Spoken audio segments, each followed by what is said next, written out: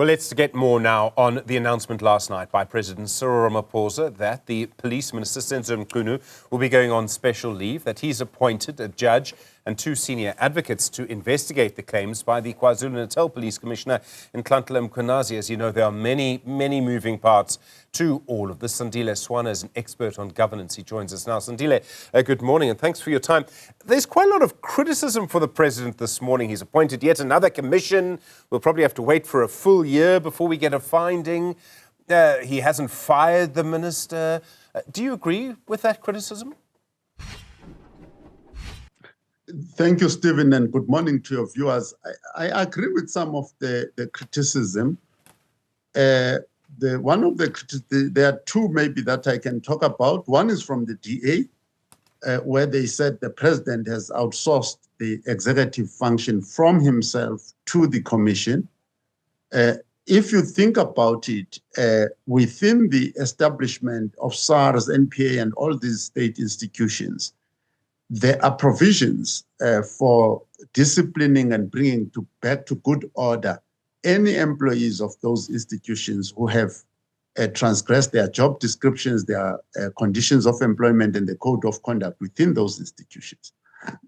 So that work, the president, could issue instructions that must be attended to immediately, perhaps even with the help of the Public Service Commission, to make sure that the HR processes are brought into place. Those who have violated internal controls that protect the assets and the good governance inside the institution, the Office of the Accountant General within National Treasury could assist with that to make sure that internal controls are fully implemented, and any other recommendations that have already come from the Auditor General, etc., etc. And also, he could have deployed the SIU immediately to actually attend to maladministration, malpractice, and general corruption within that cluster as a whole.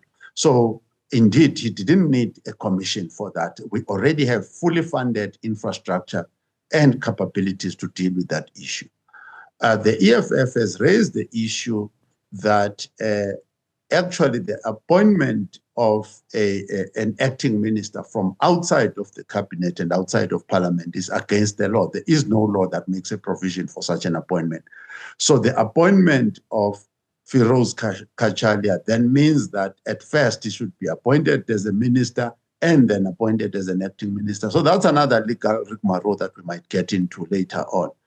But overall, I think the pronouncement by the president, to my mind, showed me a president who's cornered and captured by certain influential forces within the country.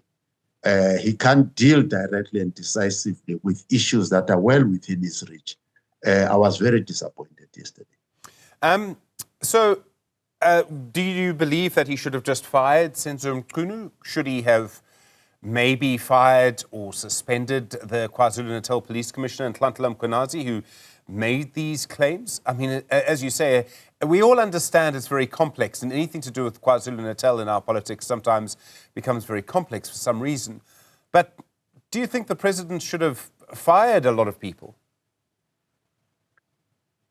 Well, Stephen, you are the first one to bring that aspect to my attention, and I was also hesitant to mention it in my pronouncements yesterday, even up to now, actually. But if you look at the bulk of the generals and officers who are actively involved in this dispute within the South African police, actually they are Zulu-speaking. And the province of KZN is there. So Mkhwanazi is a Zulu-speaking person, and he's against these political killings, he's against organized crime. And there are no grounds for anybody to be saying they are suspending Mkhwanazi, this, that, and the other. And the head of the police, his boss, has said that he's not going to be persecuting Mkhwanazi and stuff like that. There are people who are culprits, the Sibias, who are also Zulu-speaking, who need attention.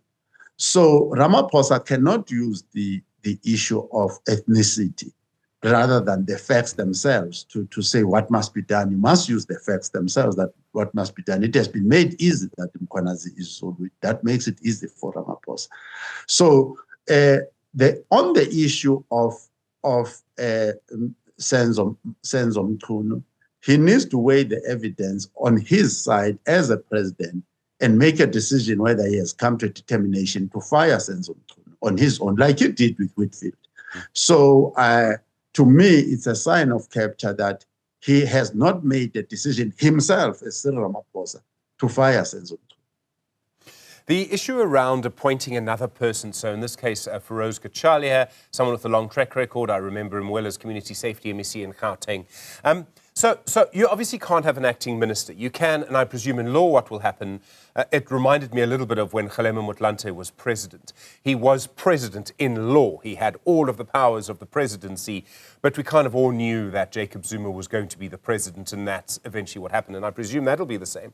What we've never had before is a minister, as I understand it, who's now on special leave.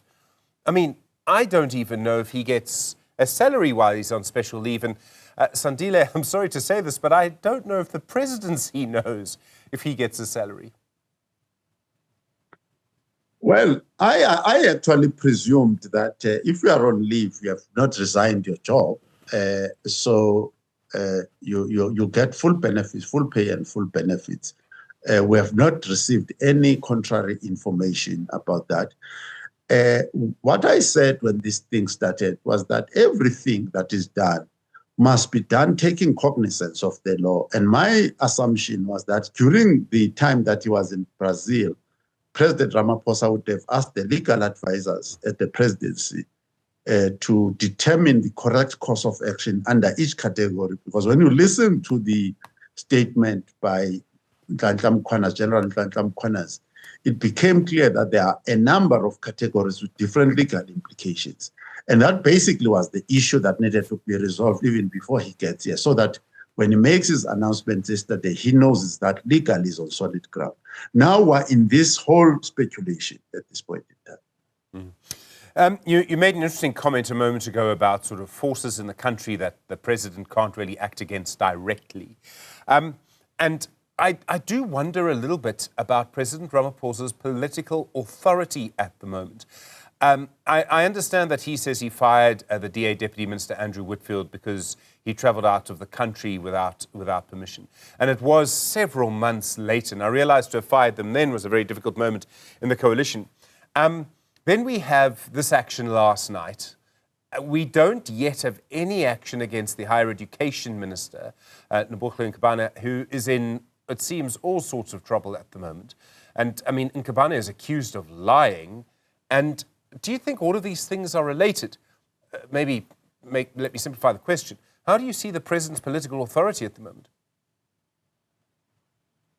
Okay, so Nkabane, if you look at the list of the people that were appointed irregularly, let's say that, to the sitters and all that, these are sponsored by very powerful people within the ANC. So Nkabane was not necessarily just doing a buddy thing there. Those are powerful people that were being appointed. And there's a history, some were taken from KZN, some you could even say were the cronies or connections of Gwede Mantashe. And as you know, I mean, Gwede Mantashe alone is a powerhouse in South African politics and a political bodyguard of Ramaphosa. So Ramaphosa needs to have approvals at those levels to do anything politically. The DA is outside of those power structures. So if you are to be protected by the DA versus Cyril Ramaphosa, you are relatively vulnerable. There are going to be other issues that are going to come up. And I mean, there's going to be an NEC meeting soon, which hasn't happened for quite some time and has been delayed. Are you expecting anything dramatic to come out of that? I mean, if the president's authority is maybe a little weaker, this issue will have to come up. The issues of the DA's continued involvement in the coalition. And I found it interesting that I think John Steenhuisen said on Newzroom Afrika channel 405 that he had not been consulted around the decisions around Senzo Mchunu. I mean, that's quite a deliberate action. I mean, clearly there's no relationship between Steenhuisen and the president. Yes, and Steenhuisen was correct in raising that issue, first of all. And I think is educating us, and we must accept that education, that the relationship in that grand coalition over there is tedious, and it's going to be tedious until 2029. So there will be time where Ramaphosa appears very generous and cordial to Steenhuisen. I mean, they've even supported the budget for Malachi, the Minister of Communications and so on. But there will be other times when he has got to protect his skin. Ramaphosa has got to protect his skin and do the bidding of these other forces, even if it means a friction between himself and Steenhuisen. And Steenhuisen is probably quite aware of that. But he has got to continue to educate us to that. Sandile Swana, always good to hear from you. Thank you. The political and governance analyst, I really do appreciate the time.